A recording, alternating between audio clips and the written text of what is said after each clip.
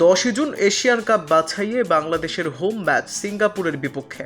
জাতীয় দলের প্রস্তুতির জন্য বাফুফে প্রিমিয়ার লিগের শেষ রাউন্ডের খেলা 48 ঘন্টা এগিয়ে এনেছে।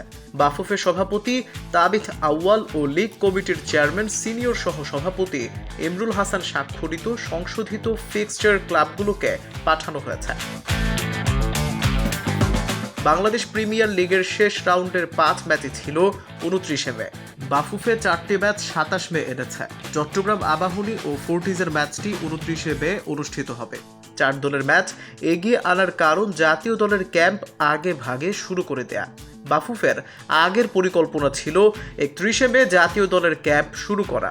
লিগের 4 ম্যাচ এগিয়ে আনায় জাতীয় দলের ক্যাম্পও একদিন এগিয়ে এসেছে। 27 মে 8 দলের খেলা শেষ হওয়ায় সেই ক্লাবের ফুটবলাররা 2 দিন বিশ্রাম পাবেন। জাতীয় দলের প্রস্তুতিতে সেটা সহায়ক হবে। 10 জুন ম্যাচের আগে বাফুফে একটি প্রীতি ম্যাচ আয়োজন করছে। 4 জুন জাতীয় স্টেডিয়ামে ভুটানের বিপক্ষে ম্যাচ অনুষ্ঠিত হওয়ার কথা। ভুটান 1 বা 2 জুন বাংলাদেশে আসতে পারে।